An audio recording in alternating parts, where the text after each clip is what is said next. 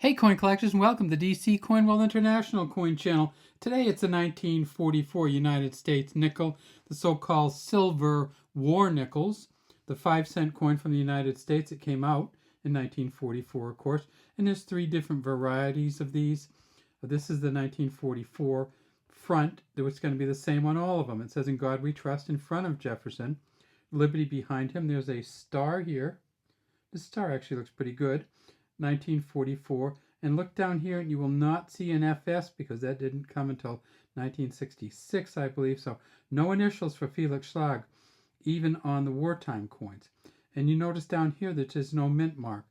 Well, there's a reason for that, and that's because they didn't put the mint marks on the front in 1944. They put them on the back.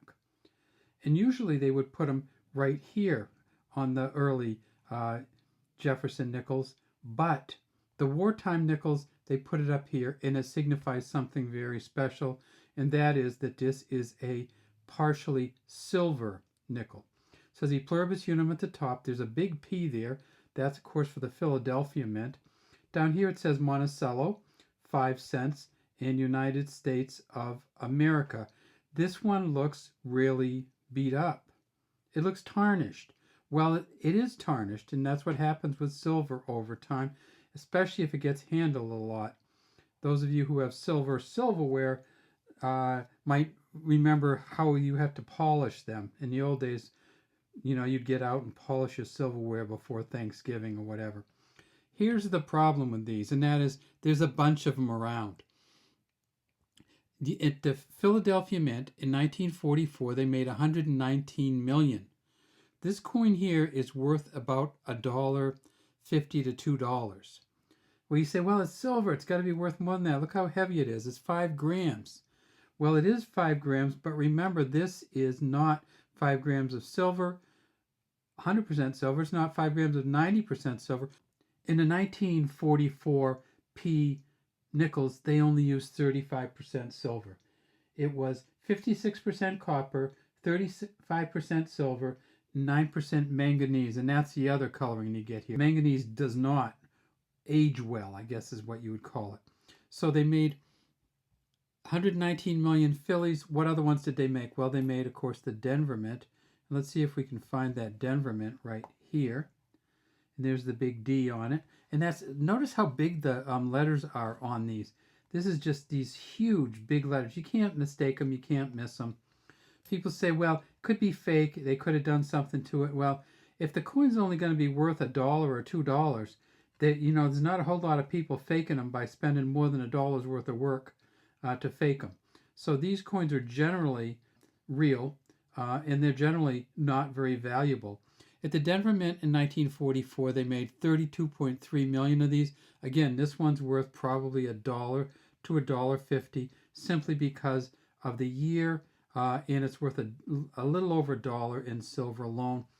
Finally, at the San Francisco Mint in 1944, they made these also, and they made 21.6 million, again worth $1 to $1.50, maybe $2. What would you do to get these worth more? Well, what you have to do is have the steps on them, and these don't even come close. And most coins you get won't come close. If you can find one with any steps on it at all, it's going to really pump the value up. If you can find one with a couple steps on it, you may be getting up into the $10 range. And the steps go right across here, right in front of Monticello. Now, are there any 1944 coins that are valuable? Yeah, there are. There's a bunch of them. Even the dime. So this is a 1944 dime, the so-called Mercury dime. Lady Liberty wearing the Phrygian cap. In this dime this is a Denver dime, and you can see the back, there's the D. You tip it on its edge, and you can see that it is silver. It's 90%. So what does that mean? It means that this dime has more silver in it than the silver nickels. So the dime is worth about $1.29, $1.30 just in silver alone. So these dimes are worth $2 to $3 each. A lot of people will pay $3 to buy one. They also made the silver quarter, a 90% silver quarter in 1944, and this is just a really nice quarter. This is probably worth 10 or 12 bucks. you can see that again it's silver, and this is what makes it worth it. You can start to see some of these feathers on the back, some of this coloring, the Denver mint.